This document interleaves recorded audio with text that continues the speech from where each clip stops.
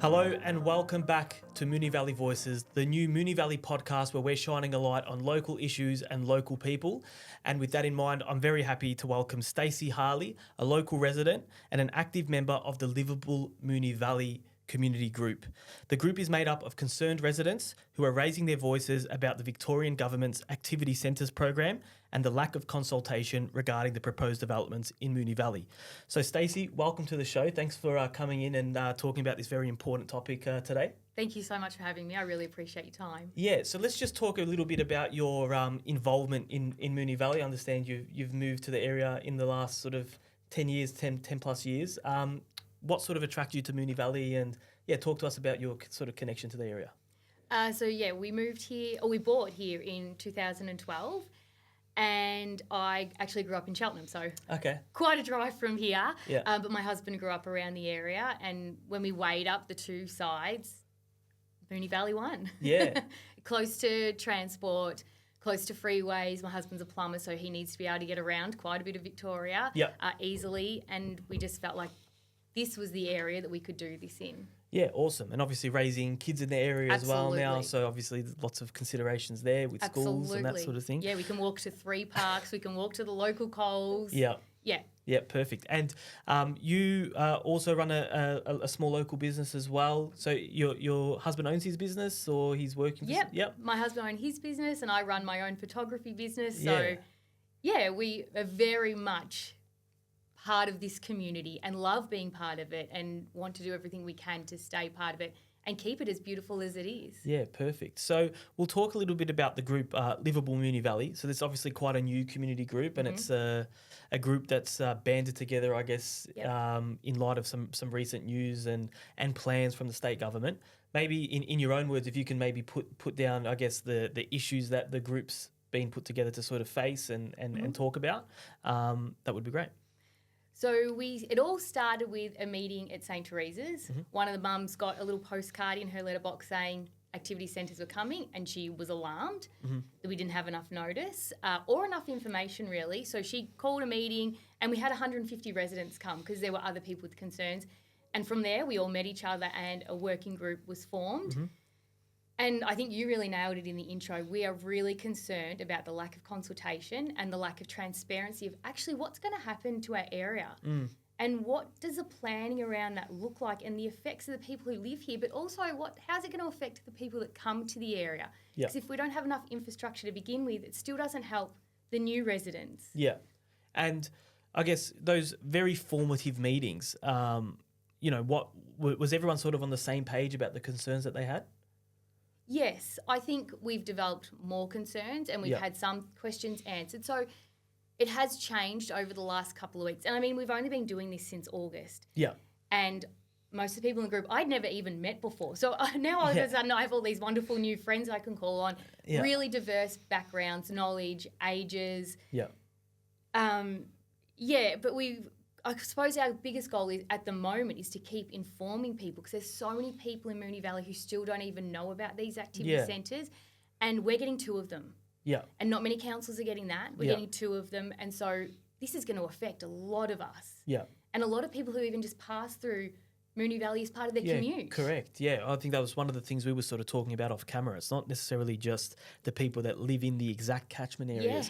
If you live anywhere else in Moonee Valley and you're, using infrastructure in other parts of Moonee Valley, if you're on a waiting list at schools, that sort of thing, this has the potential to really affect every corner of the valley. And like you've mentioned, people that pass through or play at local clubs that maybe live in the neighbouring suburbs and not necessarily directly in Moonee Valley.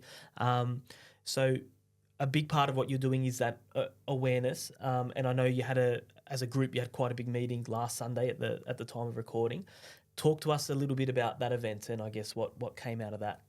Yeah, so the biggest thing we found with talking to the community is people just don't know the details. So we thought the best way to do it is let's hold a meeting, and it was very generous of Moonee Ponds Bowls Club to give us the venue for free, and we had over 350 residents turn up.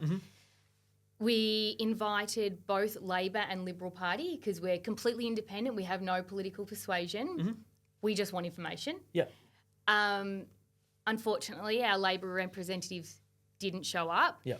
which was really disappointing, and because they're here to represent us. Sure. But we did have members of the Liberal Party arrive, and then we also had Professor Michael Buxton, and he's an expert in planning. So he gave us his point of view. He has worked with the government on what he believes is the best strategy for this going forward. He's quite outraged because none of what they're doing fits in with what the planning experts have told them. It just it sometimes feels quite deflating, to be honest. So obviously maybe talk to us a little bit about like some of the things Michael spoke about, because obviously, you know, as a community group, there's a great grassroots movement, but when you do get the expertise of someone who, you know, in the past government has, you know, worked with for their opinions and has helped guide some of these policies, what were some of the more concerning things that maybe he brought up in his presentation? Yeah, he's concerned about the lack of infrastructure to begin with, and as we've spoken about, how that affects current residents and then new residents. There's also his concerns about residents not being able to challenge decisions in VCAT. There will also be a new standard coming called deemed to comply. So if the builders tick all the boxes set by the Labor government, they can build, and the council has to approve it. Right. The residents will not be able to challenge it through VCAT. Yeah. But if a builder is knocked back by the council, they still have the right to challenge it at VCAT. Right. So as residents, we'll lose our rights. Yeah. The council will lose their rights, but the builder retains theirs. So there's huge concerns around that as well. Because we deserve to have our rights and we deserve to have a voice. Exactly. And so what sort of buildings might be permissible if this, you know, and in what areas specifically are we talking about? So we'll have the two activity centres, one in Essendon North Village. So if you picture that strip of shops, that could potentially become up to 12-storey high-rise apartment blocks. Yep. And then the same up in Niddrie on Keilor Road in that whole shopping strip. That will be the same thing. Yep. Then you have the 800 metres either side of the activity centres, which are called the catchment areas. And within there, depending on the size of your block, you could get 3 to 6-storey apartment block towers. Right. If the property is over 1,000 square metres, you can go up to 10-storey apartment blocks. Right. And this is like in the heart of like Essendon suburbia, basically. In our residential streets. Yeah, right. Okay. So obviously a big concern. And I think it's important to note that, you know, one of the things Liveable Moonee Valley sort of notes is that they're not against... Absolutely not. You know, totally opposed to development and sensible development. But I guess the crux of the issue is the types of development that this would allow, but also the lack of consultation that's gone into this process and the lack of consultation that will follow on if it's approved, like, you know, the loss of the right to appeal, all this sort of stuff. You know, what's the feeling in the room when these sort of issues are sort of brought up, like, you know, talking to the other members of the group? Sometimes we feel a little bit overwhelmed, to be honest, because we're all having to, it's a steep learning curve for us, and we're having to learn about politics and res codes and building permits, and none of us are experts in this. What we're experts in is how much we love living in this area. Yeah. And we absolutely aren't trying to stop people from being able to enjoy Moonee Valley and move to the area. But what we're asking is talk to us first. Yeah. Find out what we need. What infrastructure do we need to make this successful? Yeah. And that so we can everyone can continue enjoying not just Moonee Valleys, but all the other catchment areas. This isn't, we're looking across the whole of Melbourne. We're not, limited to just us. We're trying to help everyone. Yeah, and I think it would probably be even a bit more palatable if it came with, you know, these areas will unlock X amount of investment in these sort of community projects or infrastructure, but there's really been no commitment into how any additional, you know, revenue from stamp duty, which has been scrapped anyway, but potentially, how that would actually be put back into the community as well. Has that been another sort of concern that's come up? Yeah, it was announced this week that the builders of the towers will now have to contribute to infrastructure in whatever area they choose to build in, which, I mean, also has concerns because the biggest thing the Allen government has been saying is this is affordable homes. But if you keep slugging the builders with more taxes, guess who's paying that? It's not the builders. And we've had no definition about what is an affordable home. All we know so far is it's not public housing. Public housing is part of the plan for these builds, but the biggest thing is affordable housing. but no one's given us a figure. Yeah. What does housing look like? Does a family want to live in an apartment? Yeah. Does a family only want 2 bedrooms? Do we need 3 bedrooms? And this is where there's that real lack of detail. Yeah. We need to know more so we can understand more and get our own heads around it. Yeah, and there's other knock-on effects, like we were sort of talking before we started, potential for apartments to look into people's backyards, and these sort of things. So I guess it's probably been a real journey of, discovery for you guys as you've delved deeper into this issue, all these little things that maybe you didn't think about at the start. What are some of the... I wouldn't call them minor, but what are some of the other things that have popped up other than the lack of infrastructure, for example, that's been a concern for a lot of people in the group? I suppose one of the big things we're trying to tackle now is get our heads around res code. Yeah. So res code was introduced in the Brax government and it was basically brought in to protect neighbourhood character. Yeah. So, brilliant. Yeah. It defines how high your house can go, pitch of your roof, setbacks, windows. And it's working. I believe it's working. I'm not a builder. They might have different opinion, but I believe a lot of the houses that are being built around Moonee Valley in particular fit in with our neighbourhood. Yeah. The changes then that the Allen government is planning is to remove or change that res code. And what those changes exactly look like, we're not sure. But I don't believe they'll be there to retain the character of our neighbourhood. No. That's just my opinion. Yeah. Okay. All right, cool. So we've had the great big event on Sunday. We've had 350 people rock up. So we know that this is an issue that is a sore one for a lot of people in the community. So what are sort of the next steps for Liveable Moonee Valley from here? We are still actively trying to tell community members about it. Yeah. We are working with different politicians to help us, not only guide us, but teach us as well. Yeah. We have a Facebook page, which is called Liveable Moonee Valley. Yeah. We also have an Instagram page, which is the same name, Liveable Moonee Valley, and we have an email address if anyone needs to contact us.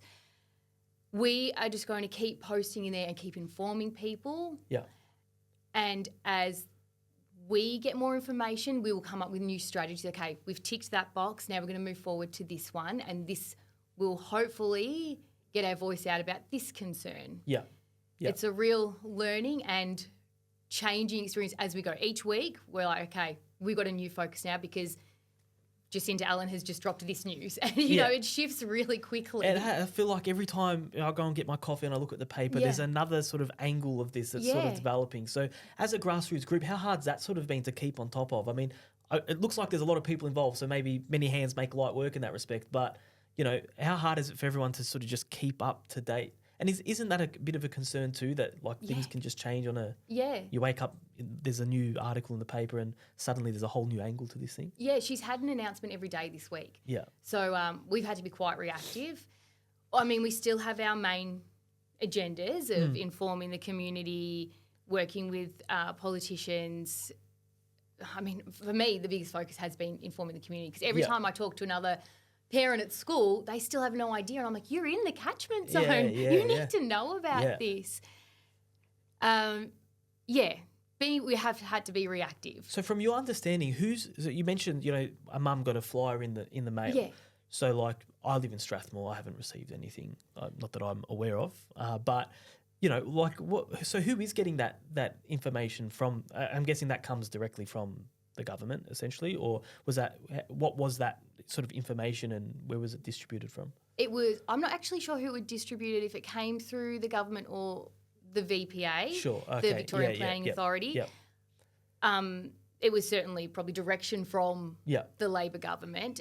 It was just a postcard that really lacked a lot of information. There was QR codes to learn more, but that only went to residents in the catchment areas. Right. So even if you were one street back from the catchment, you didn't get that flyer. But you could potentially open up your windows in the morning and see a 4 to 6 story building right in front of your house. Yeah, and the online, there was some online consultation too, wasn't there, from the VPA? I'm pretty sure it was they were running it. So what was your understanding of that consultation? Just to, I guess, acknowledge the fact that there was some element of that. Yeah, there was actually a focus group, and I believe it may have been back in March, and that was members of the community, but only 12 people were invited. Right. So that was their first consultation. Then we Yeah. received the postcards and we had 6 weeks to give feedback through an online VPA Yeah. form. And then there was a second consultation face-to-face with the VPA. Yeah. That had a lot more people just turn up. Yeah. Yeah. Yeah. Because we all became more aware. Yeah, sure. But so far, that's But it's been like really grassroots. This dissemination of the issue has really been grassroots led in a lot of ways. Like if groups like yours weren't doing this, maybe Yeah. less people would even know about it. Yeah, that's right. Yeah. Absolutely right. And we're all just residents who live in the area. We all still work. We're doing this in our free time. You can probably tell I'm looking very tired because I was up last night reading articles Yeah. because of the latest drop of news yesterday. Yeah. So, yeah, this is all of us just giving up our free time Yeah. to help our community. Yeah. We love this community. Yeah. It's very obvious from the passion of everyone in the group. We really love living in Moonee Valley. Yeah. Yeah. And so any other events that are planned at the moment, or we're still, it's more just now a real consultative sort of approach with individual members? I know some members are trying to book meetings with MPs and, Yes. and that sort of thing. So it's really now trying to be seen and heard by, I guess, those who are pulling the levers, so to speak. Yeah, that's right. We don't have any formal big events planned, but we are encouraging everyone to talk to the Labor and Liberal party members to get more information, Yeah. for one, and express your thoughts as well. Yeah. And you can do that via email, phone calls. They take face-to-face meetings. I mean, Yeah. I don't think you get much time to talk to No. them face-to-face, but Yeah. they will take face-to-face Sure. meetings. So it's really important. So we've got Ben Carroll's up in Niddrie, Yeah. and then we've got Danny Pearson for Essendon. So we Okay. have 2 Labor representatives. They Yep. are a part of this. They know what's going on with this initiative because it's their party. So, yeah, Yep. I encourage everyone to just go talk to them. Yeah.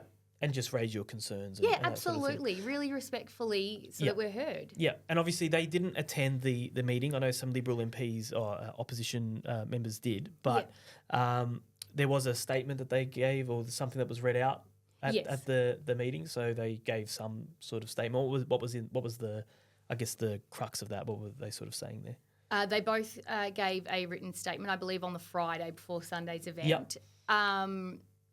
Both of them basically spoke about what Jacinta Allen's already saying. There wasn't anything new to come out of that. Yeah, Which was disappointing. We really wanted them there, and I know they were worried about how the community would react to them. Yeah. But they are our representatives, and if the plan is so good, yeah, why would anyone be upset? yeah, yeah. And I mean, I'm sure the meeting was pretty civil. It Yes, was like, and it was very controlled, and we had already discussed as a group that there was going to be no heckling allowed. Anyone that heckled was going to be removed because we were all there to learn more. Yeah, yeah. And we want to be respectful. Yeah. And was there a commitment from the Liberal MPs that were there that this wouldn't be, were there any commitments? What was the sort of things that the Liberals were talking about? John Pizzuto, the opposition leader, came. We didn't expect him to speak, but he said he would like to. And he really said he wants to look at Victoria as a whole, not just these areas that are already quite heavily built up. Yeah. But what else can we do with all of Victoria? And, he talked about how it costs 5 to 6 times more to build these apartment blocks versus townhouses. Yeah. So what does that look like Yeah. from a bigger point of view? Yeah. Yeah. Okay, very good. Is there anything else, I guess, as a group that we, or as a representative of the group that we haven't touched on today that you'd like to touch on? No, I think we've covered quite a bit. It's a lot of information and some of it sounds quite scary. So for those who are maybe hearing about it now for the first time, Yeah. and as someone who's gone through the journey of, and is still going through it, Yeah. like where do you start? What do you look at first? I would say first thing to Google Yeah. is Niddrie and Essendon North activity centres. Yep. And that'll take you to the VPA website. Yep. And that will show you the maps of what the activity centres look like, how big the catchment areas are. Yeah. And that just starts getting your head around it. Yeah. Because what will happen is the Niddrie catchment area actually meets the Essendon North one. Yeah, right. So it's just one huge circle around Moonee Valley. Yeah. So, I would say people start there. Yeah. Also join Liveable Moonee Valley Yep. Facebook group. The admin team are really helpful. If you have any questions, we're taking DMs. We want to answer people's questions as best we can because we're absolutely not experts in this, but we Sure. are trying our best. Yeah. And we want to help people. So, definitely reach out to us. have a look at the VPA website. All right, perfect. All right, so we normally finish these episodes with our Valley Faves. So we've spoken a lot about how much we love living in Moonee Valley. Yes. This is your chance to tell us some of your favourite parts. So do you have a favourite local park or green space in Moonee Valley? I have to say I do love walking through Queen's Park, Yep. in particular in autumn. Yep. Stunning. It's a beautiful, beautiful, great open space, Yes. which we need to protect. Favourite community event in the area? I love the farmers market. We live in that Essendon North pocket, Yep. and it's something my family and I, we all look forward to once a month. Yep. That's is it third Sunday or? I think so. Yeah. All right. Favourite local cafe or restaurant? Lincoln Food Store, Yep. undoubtedly. Very Essendon North feel to this. I am. Yes. Well, Tell I that's don't good. go out far. All right. Favourite local community group or cause? Well, I have to say I do love the Moonee Valley YMCA Yep. Gymnastics Club. Yep. They have been fabulous with my kids. Great gymnastics program. Brilliant holiday program for any mums who need a break during the holidays. Yep. And your favourite local hidden gem in Moonee Valley? I don't know if I want to give away a hidden gem. Yeah.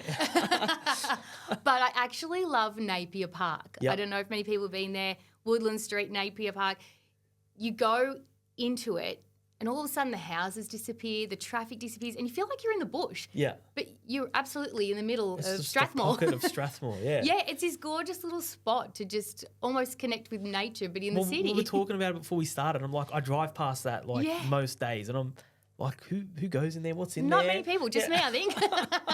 No, but very good. And so, you use that in your photography business as well? Like, have you taken families in there for shots or? Yeah, and my kids love it because Yeah. there's lots to explore. Just, trees, logs to climb on. Yeah. Yeah, it's a lovely perfect. little spot. Yeah, it makes gorgeous photos because you do look like you're in the country, but you're only 10 minutes from home. 10 minutes from home. Nah, perfect. All right. Well, hopefully it's not too busy for you now that you've mentioned that. All right, cool. So just wrapping up, you already sort of touched on it, but how can people get involved in Liveable Moonee Valley? How can they reach out to yourself and the rest of the group? Yep, definitely join our Facebook group, Liveable Moonee Valley. Join our Instagram page. We're slightly less active on Instagram at the moment. We're trying to change that. Reach out to us via email, which is liveablemoonevalley@proton.me. And then also contact all your Labor and Liberal representatives. Perfect. All right. Well, that wraps up another episode of Moonee Valley Voices. Thanks so much to Stacey for coming on. These are the sort of issues that we started the podcast for. So if you have a local issue or anything you'd like to talk about, feel free to reach out. If you run a local business, we'd love to promote it. So get in touch with Matt at contenthype.com.au and we'll see you next week. Thank you.